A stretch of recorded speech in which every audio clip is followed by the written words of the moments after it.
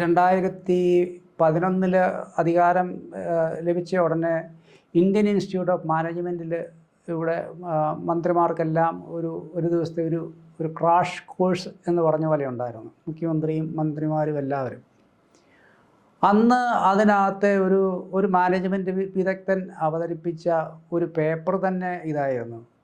അന്ന് 2004 അദ്ദേഹം അധികാരമേറ്റ ഉടനെ ഏതാണ്ട് 20 മണിക്കൂർ ഒക്കെ വർക്ക് ചെയ്യുന്നൊരു സമയം, പിന്നീട് ജനസമ്പർക്ക പരിപാടിയിൽ 10-20 മണിക്കൂർ കണ്ണ് പോലും ചിമ്മാതെ വെറും ഓട്സ് മാത്രം കുടിച്ചുകൊണ്ട് 10-20 മണിക്കൂർ ചിലവഴിക്കുക. അങ്ങനെയുള്ള ഒരു സ്റ്റാമിന, ഒരു ഫിസിക്കൽ സ്റ്റാമിന, അതുപോലെ തന്നെ ആ ഒരു മെൻ്റൽ സ്റ്റാമിന അദ്ദേഹത്തിന് എങ്ങനെ കിട്ടി എന്നുള്ളത് ഒരു മാനേജ്മെൻറ്റ് സ്റ്റഡി ആയിട്ട് തന്നെ നടത്തണം എന്നൊരു പേപ്പർ അന്ന് അവിടെ അവതരിപ്പിച്ചത് ഞാൻ ഓർക്കുന്നു.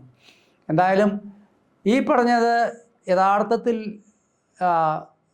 പുള്ളി ശാരീരിക പ്രകൃതിയാണോ അതോ പുള്ളിയുടെ അനാട്ടമി തന്നെ പഠിക്കേണ്ട ഒരു വിഷയമാണ്. എങ്ങനെ ഇത്ര മണിക്കൂർ ജോലി ചെയ്യാൻ പറ്റുന്നു, ആളുകളുടെ ഇടയിൽ നിൽക്കാൻ പറ്റുന്നു, ഇത്രയും വിപുലമായിട്ട് യാത്ര ചെയ്യാൻ പറ്റുന്നു എന്നുള്ളത് പഠിക്കുന്നത് വരും തലമുറയിലെ പൊതുപ്രവർത്തകർക്ക് ഒരു പാഠമായിരിക്കും. ഇന്നത്തെ ഈ ബിസി ലൈഫ് സ്റ്റൈലിൽ നമ്മൾ സ്ത്രീകൾ പലപ്പോഴും സ്വന്തം ശരീരം നോക്കാൻ മറന്നു പോകുന്നുണ്ട്. ആ സമയത്താണ് ഞാൻ മരുത്തോ പച്ചജീരകോടെ യൂസ് ചെയ്യുന്നത്. ഇപ്പൊ എനിക്ക് ആ ടെൻഷൻ ഇല്ല.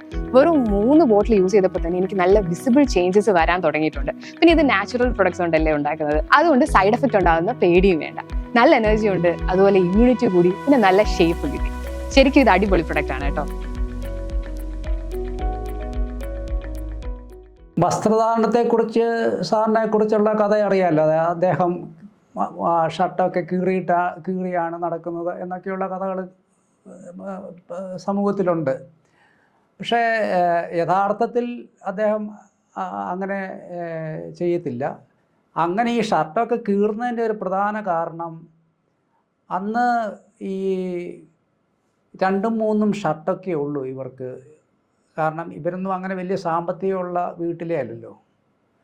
ഈ 2-3 പ്രത്യേകിച്ച് ഈ കതർ ഷർട്ടൊക്കെ ആകുമ്പോഴത്തേനും പിന്നെ അത് പെട്ടെന്ന് മുഷിയുകയും പെട്ടെന്ന് കീറുകയും ഒക്കെ ചെയ്യും.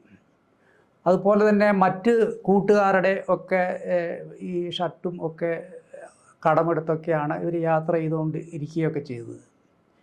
അപ്പോൾ അതിൻ്റെ അകത്ത് 2 സംഭവങ്ങൾ എനിക്ക് ഓർമ്മ വരുന്നുണ്ട്. ഒരിക്കൽ നിയമസഭയിൽ പോകാനായിട്ട് മറ്റേ അസംബ്ലിയിൽ ഇവർക്കെല്ലാവർക്കും MLA ക്വാർട്ടേഴ്സ് ഉണ്ടല്ലോ, അപ്പോൾ അവിടെ തുണി തേച്ചുകൊണ്ട് വരണം. പക്ഷേ അന്ന് ഈ തുണി മറ്റേ അധികം ഷർട്ടില്ലാത്ത കൊണ്ട് തലേ ദിവസമാണ് ഇത് കഴുകാനായിട്ട് കൊടുത്തു വിട്ടത്. പക്ഷേ ഈ കഴുകുന്ന ആൾക്ക് അന്ന് കറക്റ്റ് ടൈമിന് വരാൻ പറ്റിയില്ല. എന്തായാലും അസംബ്ലിയിൽ 9 മണിക്ക് ചെല്ലേണ്ട സമയത്തിന് ഷർട്ട് കിട്ടിയില്ല. ഉടനെ അദ്ദേഹം ഓടി തൊട്ടടുത്ത് KM ജോർജ് സാറിൻ്റെ മകൻ ആ മുറിയിലുണ്ട്. KM ജോർജ് സാറിൻ്റെ മകനോട് ഒരു ഷർട്ട് തരണമെന്ന് പറഞ്ഞു. ആ ഷർട്ട് മേടിച്ചിട്ടാണ് അസംബ്ലിയിൽ ചെന്നത്. പക്ഷേ അസംബ്ലിയിൽ ചെന്നപ്പോഴത്തേക്കും ആളുകളെല്ലാം നോക്കിയിരുന്ന് ചിരിക്കാൻ തുടങ്ങി. കാരണം KM ജോർജ് സാർ എന്ന് പറയുന്ന ഒരു ആജാനുബാഹുവാണ്. അദ്ദേഹത്തിൻ്റെ മകന് അതിനേക്കാളും വലിപ്പമുണ്ട്.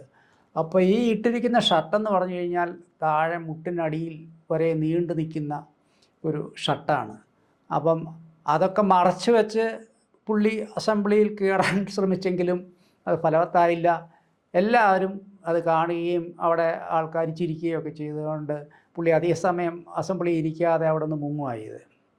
വേറൊരു തവണ അദ്ദേഹം ധനകാര്യമന്ത്രിയായിരിക്കുമ്പം ഈ റിപ്പബ്ലിക് ഡേക്ക് മന്ത്രിമാർക്ക് എല്ലാ ജില്ലാ ആസ്ഥാനങ്ങളിലും പോയി നമ്മുടെ പതാക ഉയർത്തണം സ്വാതന്ത്ര്യദിനത്തിൽ.